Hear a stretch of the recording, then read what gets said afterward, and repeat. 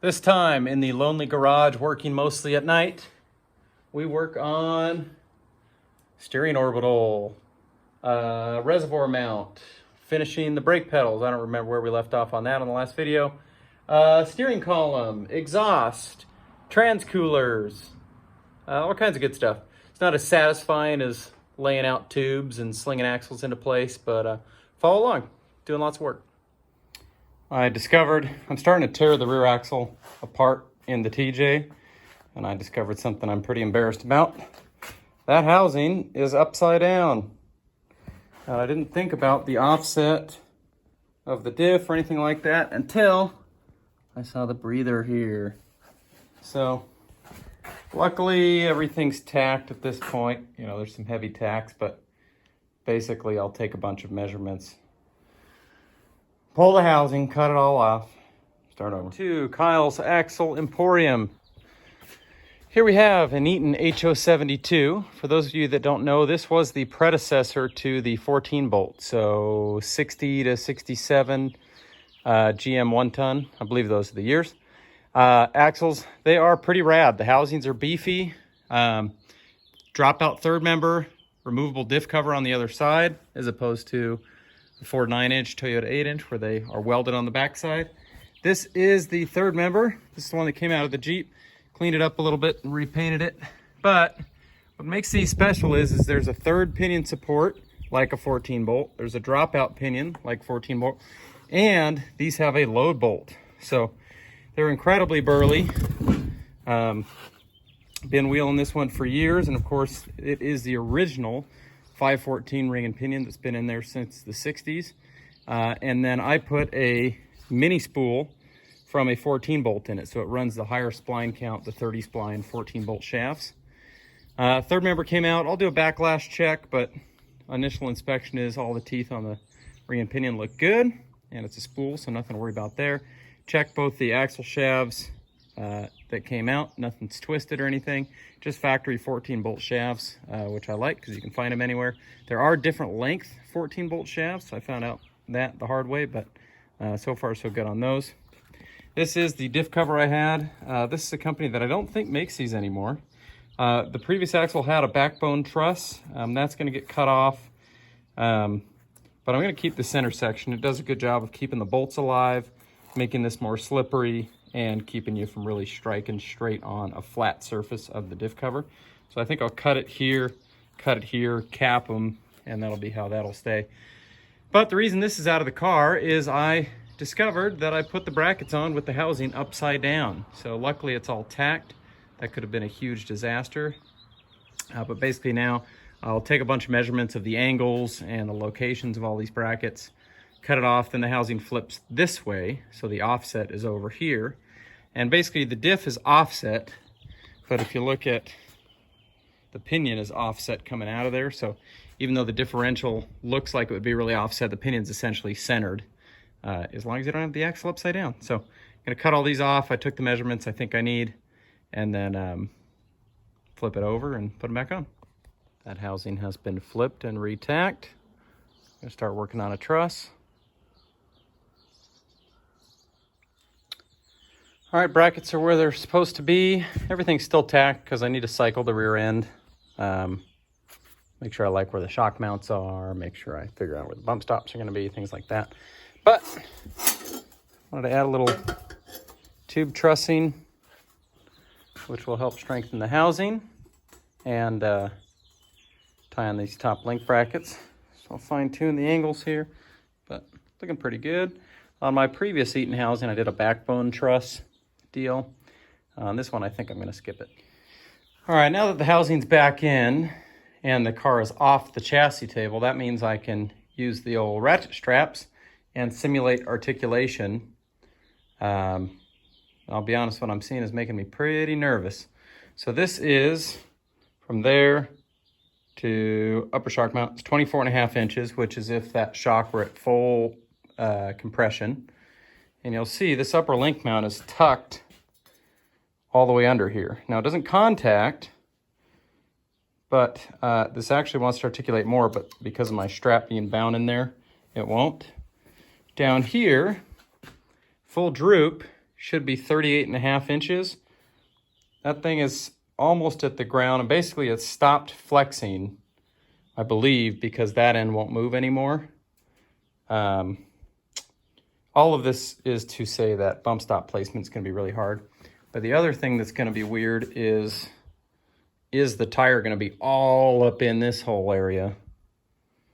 Kind of looks like it is, but I'm not going to know for sure until I get a hub on, which I'm going to do hopefully tomorrow. Going to get the hubs off of that axle and put them all together here, and then be able to cycle it and be able to get measurements with a tire. So for now, I decided I'm going to give up on this because my straps are binding and I don't know the hub width, and I'm going to move on to just measuring what I get for outright travel. I did the math on what I think I'm getting, but I'd still be interested to see. Basically level the straps out at full compression, measure height of spindle to ground, and then let them all the way out till full droop and measure it again. So I'll report back shortly. All right, well, this is full bump, which is full bypass bottom out, which of course I'll set the bump stop to where the bypass does not bottom out. But basically, let's see where that gets me. So does that look like 29.5 to the bottom of the spindle? Now I will droop out to where this rear dimension is, what is that, 38.5, which would be full droop that the shock allows, and we'll see what our distance is off. So I'm fiddling the axle around to get it low enough, and my rat straps weren't long enough, so I had to take them off, and I put a block of wood under the third member. But then while I was twisting around, I broke the tacks on the other lower link mount, so that's a bummer. But I don't think the drive shaft angle is that bad, though. The drive shaft angle and droop is actually just fine. So it's more compression that I'm worried about, because those brackets are getting all up in there at articulation. The tire might get into this tube on articulation. So we'll see. For now, I'm going to get that reattached, and I think tomorrow I'll get the hubs on the axle and then be able to put a wheel on it. It's not really an easy way to cycle it with a tire, but I'll be able to get the measurements off of the tire, you know, how much it sticks in from the hub, and then go up so I can simulate, you know, what are we crashing into. All of this to figure out, does this rear suspension work? Does everything clear? Is it a total tire disaster up here? And once I find out that's good, then I can weld these things, these brackets, and then figure out bump stops, which my vision is to put a pad on top of that upper link mount. But we're just gonna have to see. There's a lot of stuff in a small area with this much travel. Full droop, bottom of the spindle is 7 1/4 inches off the ground. All right, here we are, full stuff. Spindle is 30 inches from the bottom of the ground. So 30 inches minus 7 inches, that gives us 23 inches of travel, give or take. I'm pretty pumped with that. So even if that bumps in straps to 21, if I'm being pretty conservative, that would be pretty sweet. All right, so with the rear end cycles, give or take 23 inches of travel. Back when they were level, I drooped this one out a little bit more down to 25 inches compressed instead of 24.5, simulating that there's some sort of bump stop arrangement in there. But the articulation is hard to get from this angle, but it's pretty crazy. That side's at full droop. And it's doing what I wanted to, where the bypass shock both is the first shock to compress, and it is also the first shock to full droop, which is exactly what I wanted, since I'm using dissimilar sized coilover and bypass. Well, actually identically sized, but they're both 14-inch travel, but I wanted the bypass shock to be prioritized. So essentially the coilover never fully bottoms out and never fully droops. There's an inch on either end, give or take, which is great for what I was trying to do. And the bypass shock will be fully cycled, fully utilized. But this gets pretty weird here. It's hard to get these heims to bend, but you picture the angle that this arm would be rocked way in under here more to keep the shock in line with that. So I need to find a way to actually force them to do that. But if I do it now with everything tacked, it'll break all the tacks. But these heims are insanely stiff when they're new. So maybe I'll put in a used heim I have, if I have the right one sitting around here, which I think I do. But this whole arrangement is, I mean, how do you bump stop for that? That top bracket is way out here, you know, if you land a jump or a big G out, but when you articulate, it's all the way under there, which doesn't hit, but I really got to get creative on how to bump stop for it. You know, is my pad out here so that it would have already hit the bump stop? I don't know, but that's going to be pretty dicey. Over here, trailing arm angle's good.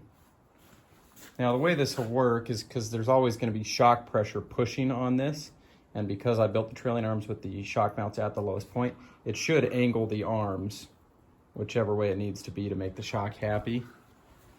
But over here, you know, we're pretty far off because there's just no force acting on turning that. So we'll see. Some of this might be,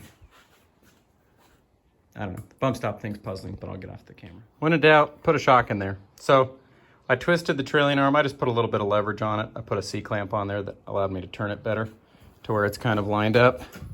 And then stuck the bypass in there. And as you can see, there's plenty of room.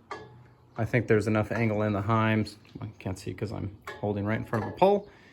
But anyway, it's just sitting in there loose, but this will still fit. So I'm happy about that. So now, figuring out bump stops.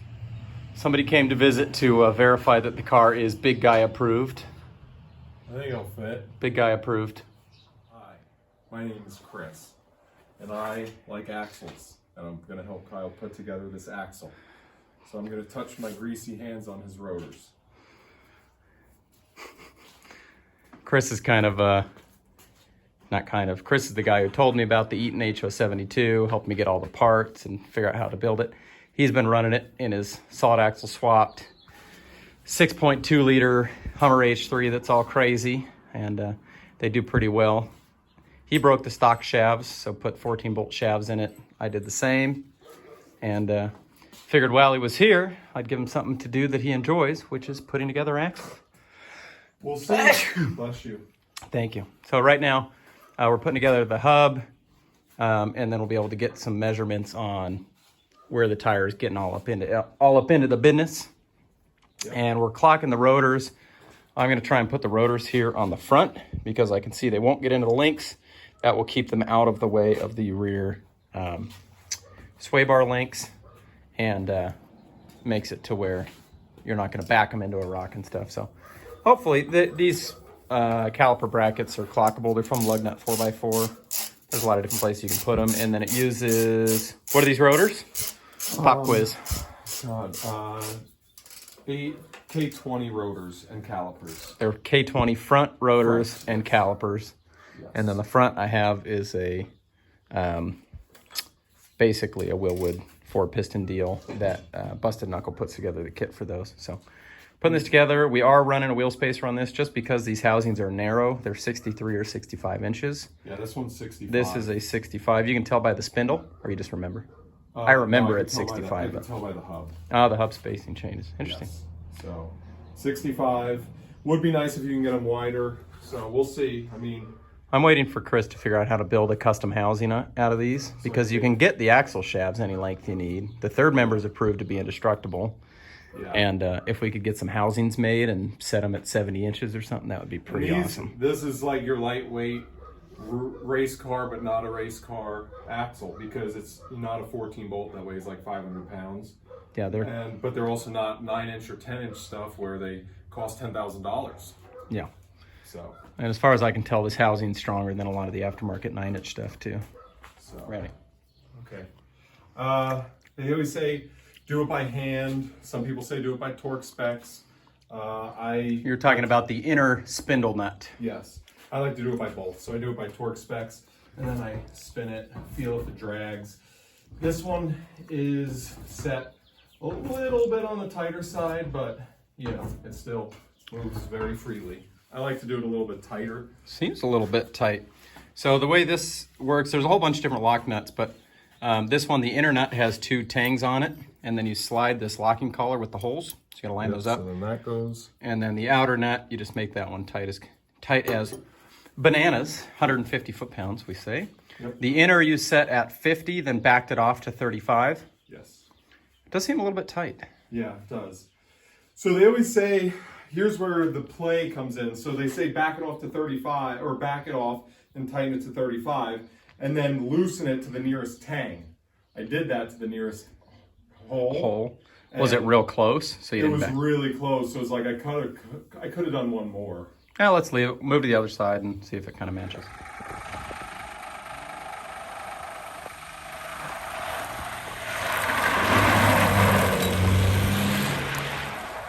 Listen to Black Jeep, Mike and Kirsten, Jake and Paige, Max and the Toyota, cruising Miller Jeep Trail. Got the girls here doing some spectating, sluice box and Gorman. Got Clint. All right, tonight's project was installing the Goat-Built high alternator and power steering pump mount. Basically, I showed this earlier, but the stock Hummer mount puts this pump way down low to where it can actually get hit by the upper link. I do need to actually set this at full bump and verify that this still clears. I think it will, but just to double check. Alternator up here, this is routed for the truck intake manifold, which I am running. So it's this whole elaborate section of thingamajigs, brackets and plates and all this stuff. Oop, there's one more I got to torque. Just remember that. And this is my Trail Gear TC pump, Trail Gear 4.5-inch pulley, which is smaller to flow a little bit more at idle, which I liked. So I'm going to torque the last couple of bolts. That should be good. And then going to start pulling the PSC reservoir that I'm using with this off of the Jeep and see where that's going to go. And all of this is to get these things in place so that I can figure out where the orbital needs to live. But this looks like it's going to work just fine, so I'm happy about that. Also, for the video record here, this is using pulley 89007. That's this guy right here. These are wear items, so I wanted to keep that in mind. I know what the pump is. I know this is a Hummer H3 alternator, which I believe is the same as regular truck stuff, but worry about that someday if it burns out. Pump here, reservoir, I think is going to be able to live right here. I can make just a nice little tab to pick up those bolt holes, and then with the PSC bracket, the height's adjustable. I think that's going to be a good spot. And then I started working on mocking up the steering column. So some guys on buggies will stick the orbital like right here.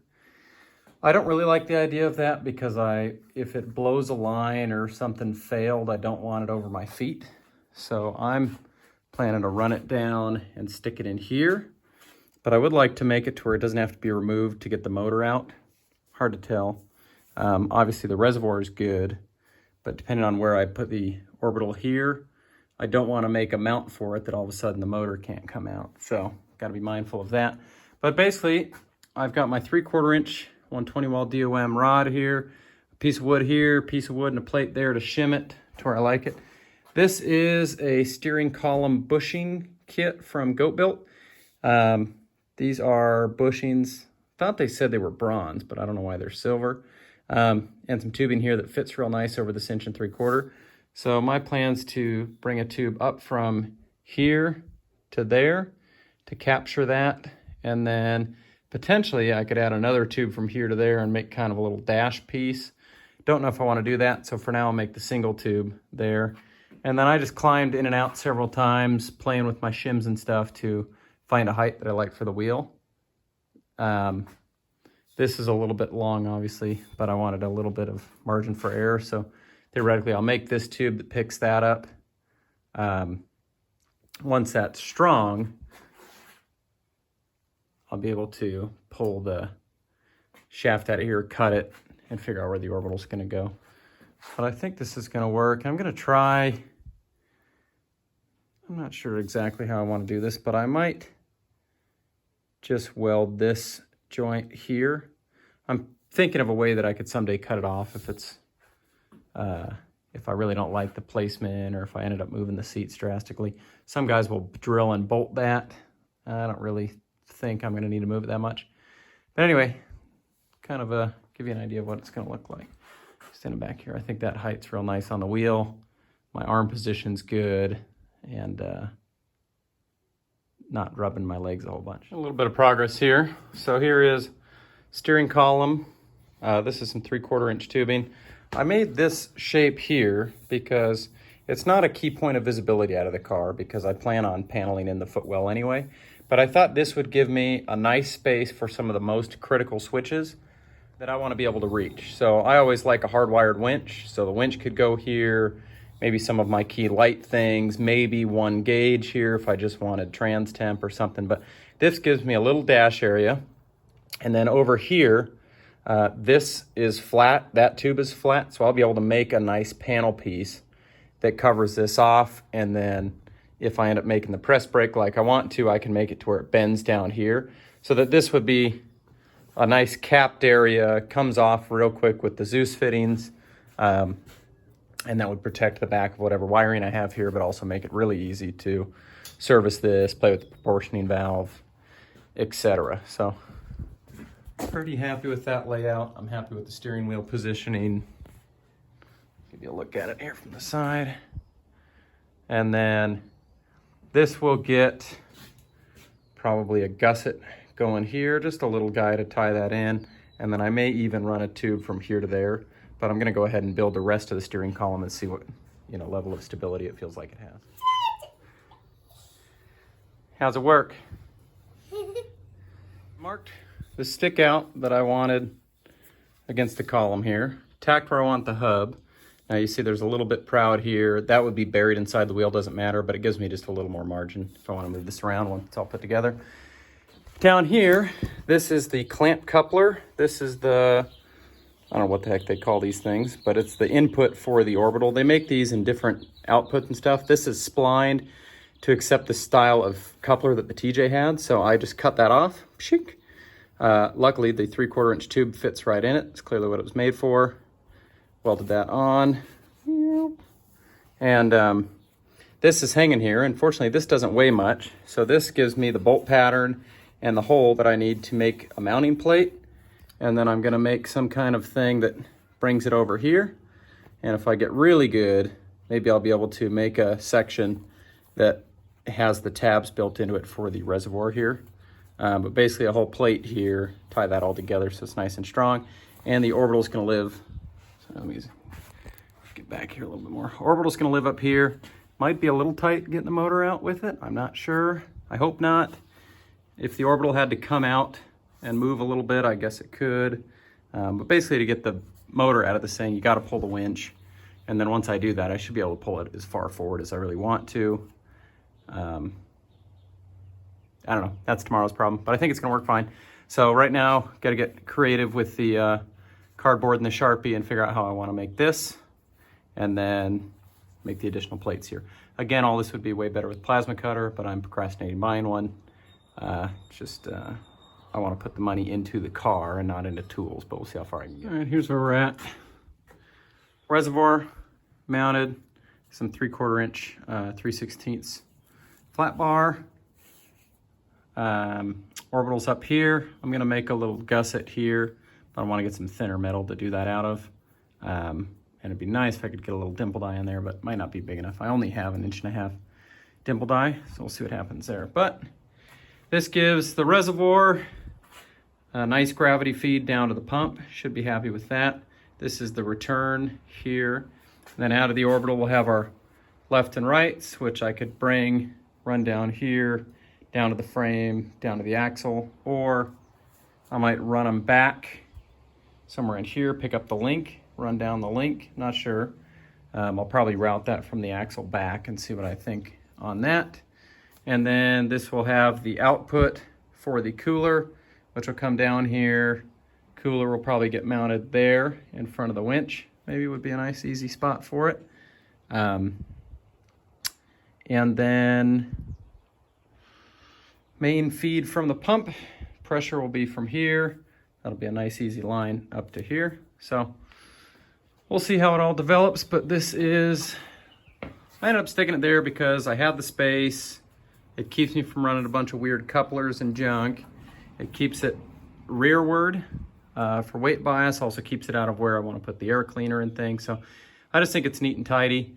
It's not really going to block much visibility here, and I believe with the 90s or the 120 degree fittings off here, it should also fit under the hood And then the reservoir is kind of height adjustable depending on where I want it to be, but I do like it where it's at. So cover that up and start moving to some other stuff. Moving along here, figuring out some more of the floor structure. So this is some more of this 3/4 square tube. Use 2 tabs on either side to make a 90-degree angle. Offset them on the other side so that that member is in there nice and strong, good floor support. I can put, you know, Zeus tabs on it to hold the floor if I want to. These bolt heads sit below the height of the 3/4, so I think that gives me enough support for anywhere where my feet are going to be going that hold weight that's going to be there. And then, of course, 2 bolts, it comes out. It's not a quick release pin or something like that because I want that to be tightened in nice and tight because I think I'm going to build my doghouse off of it. And if I make the doghouse removable up top, that could be my format for getting that whole thing out of there.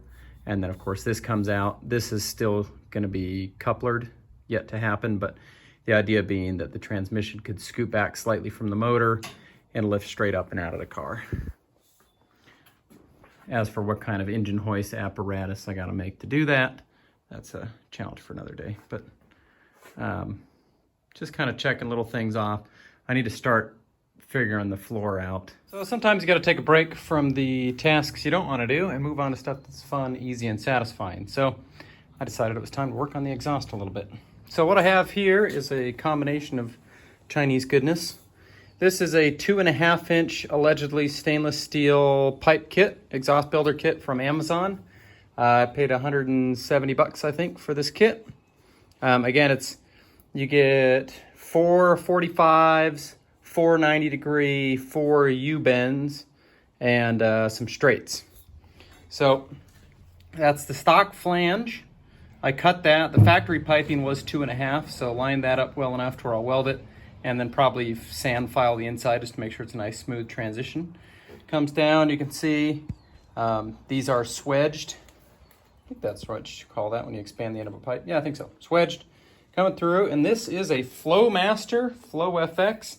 I believe it's their Chinese series made of mufflers, but basically it's a glass pack, but it's a bigger case, so I hope it does a little more than a cherry bomb. But they look nice. They're like $55 a piece. They don't take up much space, and I'll have 2 of them. So I'm anticipating the car is going to be loud, but hopefully it's not, you know, just absolutely blow your ears out loud. Part of what's helping that is the more tube you have, that has a little bit of a noise dampening effect. So just kind of somewhat for fun here, I wanted to get the tailpipes blowing out of the car to where it doesn't blow straight on the ground, which is what most 4x4s do, and blows dust all over the place. I also am hoping that it doesn't blow a bunch of exhaust fumes back into the cab, but I have no idea what that's going to do. But anyway, coming out of the muffler, we have a hanger. Again, that's a hanger from Summit. Hanger kit, I think I bought 4 of them, hopefully. They're nice, good hard bushing there, just a rod that came down.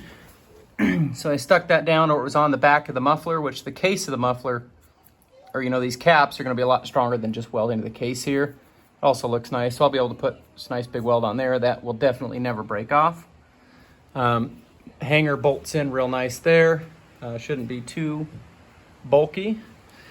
I can't say for certain that I can actually get this out of the car, but I'm thinking once that's unbolted, and the rear suspension's drooped, and of course the shocks aren't in there, I should have enough room to wheel this thing down and out, almost straight back, which I'm relatively confident in. So then I come 45 out of there, U-bend here, coming here, and I lined up this cut with the outside edge of the car. Verified, I don't believe it's going to get into the tire. And critically, it gets the heat away from the shocks.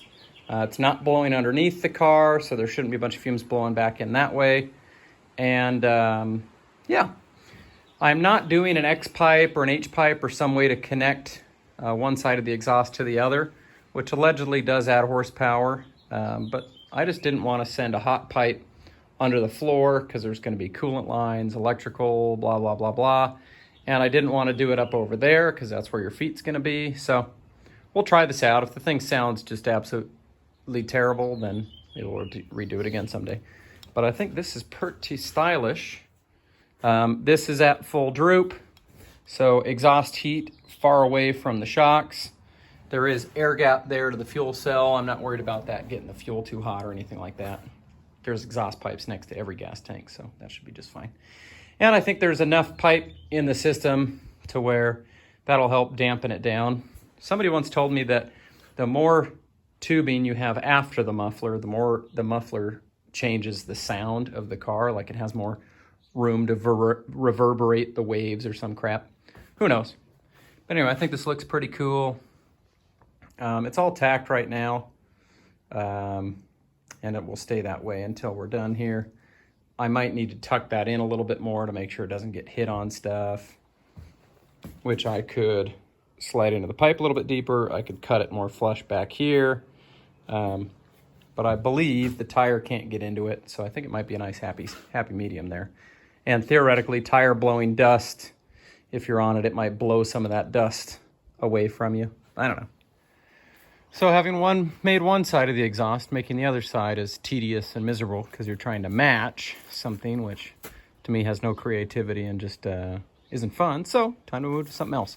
These are the 2 Griffin trans coolers off of the other car. It may very well be overkill.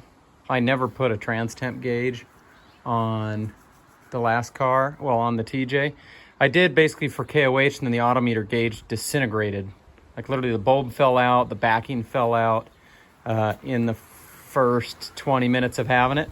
But I suspect the transmission's has been running ice cold because you could still touch the cooler lines and stuff on it almost all the time, even rock crawling. So these things clearly work, and I'm going to stick with 2 of them because better more than not enough.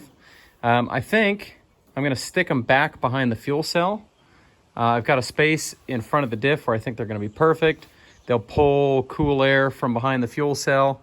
These fans move a lot of air, so I don't think it's a big deal that they're not in direct flow. Previously, I had them tucked behind the seats on the TJ, and they do great. So I just snipped the lines, poured transmission fluid all over my driveway, because, of course, it never goes in the bucket.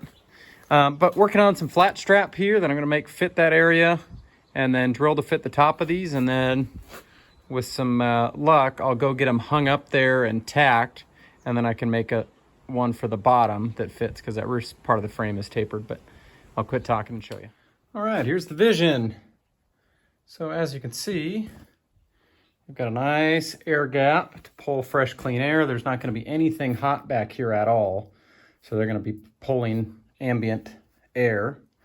Up here, this was 2" by 1/8" flat bar. I cut at the angle on either side, and this still works to where my style of getting the fuel cell out, where it lays back and then comes up.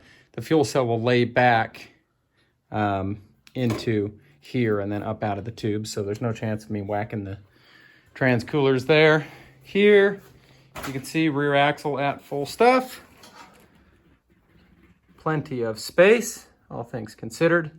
So I'm going to make a strap that goes across on the bottom, I presume, or I could make a big tab and just pick up one corner, which is how I did it before. But I think it's going to be easy enough to just do strap, as long as I can lay something up in there and figure out the right cut angles there. But should be good. Starting on exhaust for the other side. Something I didn't know, well, I don't know if every LS is this way, but that flange, exhaust flange, is a cast 3-bolt flange. So I cut the tube off up close to it, grafted on my new one. This one is a cup and socket, and there's a bushing in there. So basically the whole pipe can kind of wiggle around in there. So I actually cut the ball off of it, or the flare off. You can see that where the old piece is.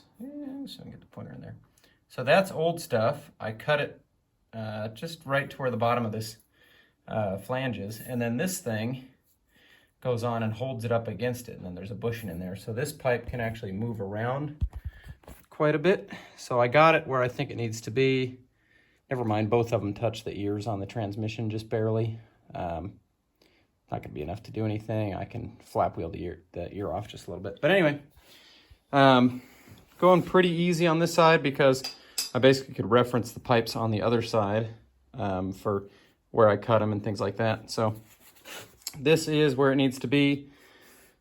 Second muffler is there, but it's time to install my hanger. I need to measure exactly where the other one was, drill it in the same place, and because it picks up right at the back of the muffler, that will make the mufflers identical front to back.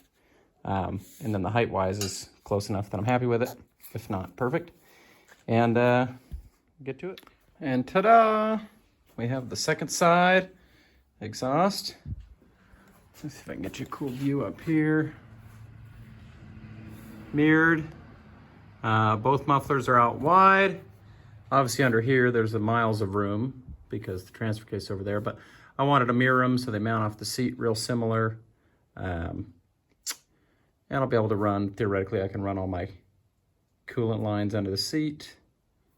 I don't know where anything's gonna go, figure that out later. I could put essentially an H pipe, or I run a pipe between those two there. That would be a nice logical place to do it. Wouldn't be that hot. I really don't think it's gonna be worth the effort, but if for whatever reason, if this thing sounds terrible with a true dual exhaust, then I will do that. But that'll be a nice place to do it. Anyway, I think it looks pretty cool. Gonna end this video here. Lots of smaller things going on here, but getting the orbital done, the steering column in, essentially the cockpit put together, driver seats in there, and the exhaust. I think it's decent progress. Next up, I'm going to finish up the tubes in the front end. There's a few more things I want to do there. I'm going to pull the grill out of the way so I can get the tubes around the winch finished out. Finish out the shock mounts. I don't know if I'll even bother filming it, but I probably will. And then maybe mount the passenger seat. Start figuring out the doghouse, which I've spent many a nights pondering how I'm going to do that. Might be time to get the radiator out of the Jeep. Start figuring out how to mount that. Getting the battery out of the Jeep. Figuring out exactly where I'm going to put that. So lots to do, but this marks essentially 3.5 months since I started building the car. You know, I get a lot of kind of stress with projects. I don't know why I inflict them upon myself, but I get a lot of stress about, I gotta make progress, it's taking too long. But today was a good reminder. I started this essentially February 15th of 2025, and on that day, that was literally just building the chassis table. That wasn't even laying out tubes for the car. And now we've got front and rear suspension mostly done. We've got the chassis mostly done, fuel cell done, trans coolers, exhaust, motor mounts, transmission mounts, the front grille in there to give it that TJ look, winch mount, all kinds of good stuff. So it actually made me feel pretty good thinking about 3.5 months. This went from absolutely nothing to looking like something. So long way to go, but good progress. And I went for the handlebar mustache here for this sign off to really give this that American hoopla that I needed.